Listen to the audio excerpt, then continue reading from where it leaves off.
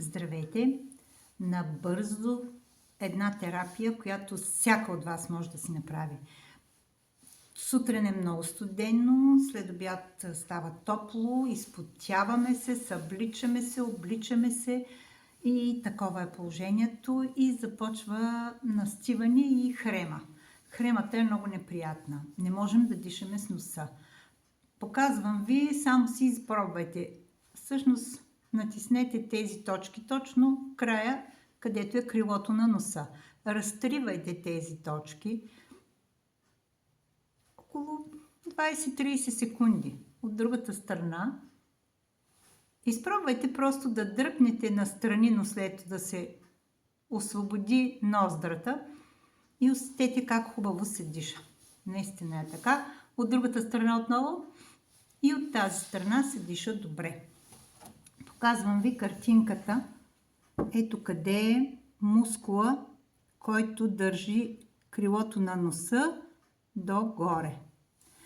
Ако поставим тейп на този мускул, който повдига крилото на носа, ще ни отвори ноздрите, за да може да дишаме малко по-добре.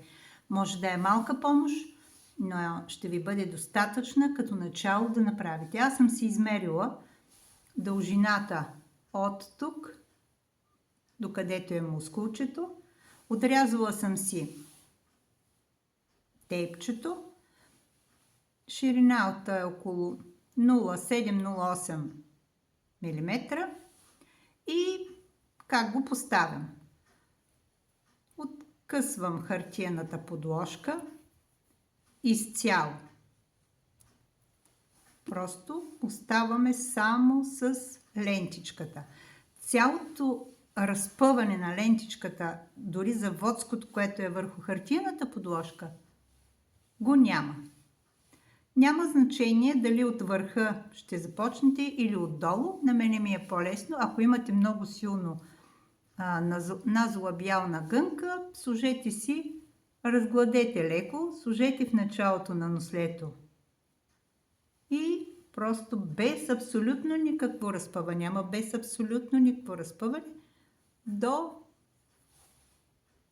вътрешната страна на окото и усетете. Дори само едната като сложите, може да си направите масажче после по тази линия, там където е поставен кинезиотейпа. Така че това е една много хубава апликация, която е много полезна за положението в момента. С това да не бъдем по същия начин от другата страна.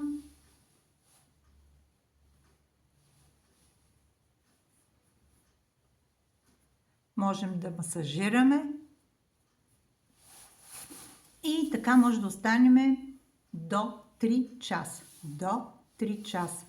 Можем от време на време да масажираме по това място, за да се изчисти нослето, за да може да дишаме по-добре. Хремата си има, знаете, че си има един период, в който тя трябва да се навърлува, но да не стигаме до там. Помогнете на нослето да диша, ноздрите да са разширени, за да може да диша по-добре, но и след това е и красота. Няма да ни клепне нослето надолу с времето. Така че това е една много хубава апликация за красота, апликация и за здраве. Хайде, направете я!